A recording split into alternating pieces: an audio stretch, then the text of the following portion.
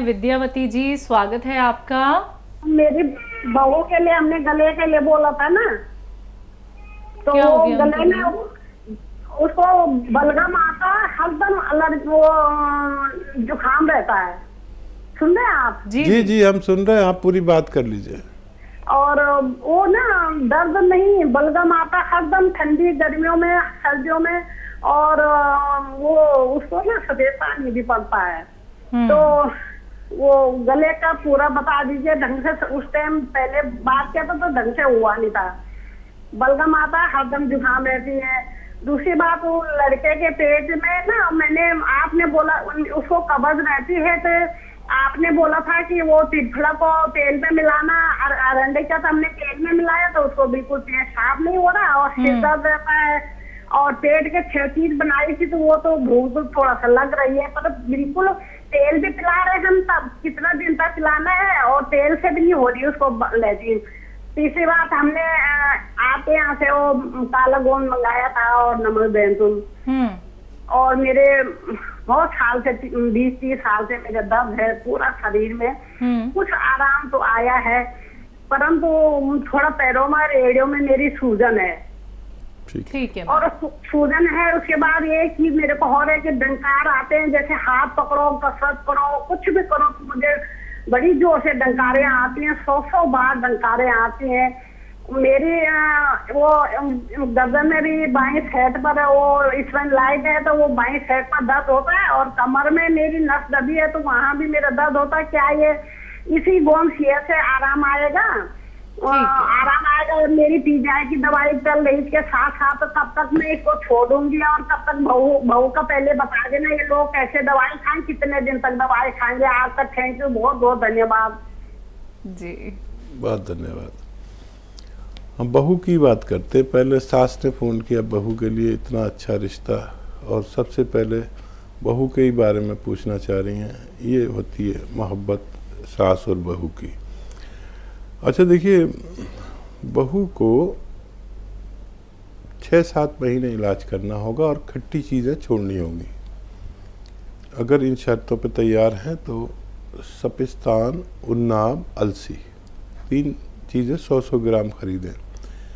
सपिस्तान एक दवा का नाम है, उन्नाब एक दवा का नाम है, अलसी आप जानती ही होंगी। ये 100-100 ग्राम लें और उन्नाब की गुठली निकाल कर फेंक दें, और इसमें 30 ग्राम पीपला मूल मिलाएं। पीपला मूल हमारे किचन के गरम मसालों में होती है। 30 ग्राम पीपले और 100-100 ग्राम ये तीनों चीज़ें, इनका पाउडर बना के 1 चम्मच सुबह खाली पेट खिलाएं बहू को। गर्म पानी या चाय पिला दें बाद में। दूध भी छुड़वा दें उनका, दूध से भी बलगम बनता है। और 1 चम्मच रात को सोते समय गर्म पानी या चाय के साथ इन्हें दिया करें। अगर ये 6-7 महीने लगातार खाती हैं तो बहू को फ़ायदा मुमकिन है। अब रहा आपके बात, आपको दवा असली मिल गई, फ़ायदा शुरू हो गया। संयम रखें। ये जितना भी मटेरियल आपके पास है, ये आप हो सकता है इसके ख़त्म होने से पहले ही आपको पूरा फ़ायदा हो जाए। बस 2-3 बातें आपको हमारी माननी होंगी। एक तो ये कुर्सी वाला शौचालय, वेस्टर्न टॉयलेट यूज़ करें। जिनकी भी कमर में, डिस्क में प्रॉब्लम होती है, उनको वेस्टर्न टॉयलेट यूज़ करना चाहिए, या जिनके घुटनों में तकलीफ़ हो उन्हें भी। और ये धीरे धीरे आपकी पूरी रिपेयर करेगा, डिस्क को मजबूत करेगा, नसों को ठीक करता है, और ये आपके सारे दर्दों का निवारण है। चाहे मोंढे में दर्द हो, चाहे पसली में दर्द हो, चाहे घुटने में, चाहे कमर में, नसें भी दबी हुई हैं, डिस्क में भी प्रॉब्लम है। बस आप मेहनत ज़्यादा ना करें, झाड़ू पोंछा बिल्कुल ना करें, और कुछ दिन ये मेहनत का काम किसी और को दे दें तो आपको फ़ायदा होना मुमकिन है। नमक ज़ैतून आपके पास है, ये पेट के लिए बहुत फ़ायदेमंद है। अगर आप सौंफ, धनिया और मेथी का दाना, सौंफ, धनिया और मेथी का दाना, इनका पाउडर बना लें 100-100 ग्राम लेकर, और बच्चे को 1 चम्मच खिलाएं। नमक ज़ैतून का 1 चुटकी लेकर और पानी मिलाकर इस पानी से खिलाएं दिन में 2 बार, तो बच्चे को भी फ़ायदा होना मुमकिन है। जी हकीम साहब, अगर डकारें ज़्यादा आती हैं तो कोई दिक्कत की बात तो नहीं होती? हाँ देखिए, जो लोग बादी मिजाज के होते हैं, यानी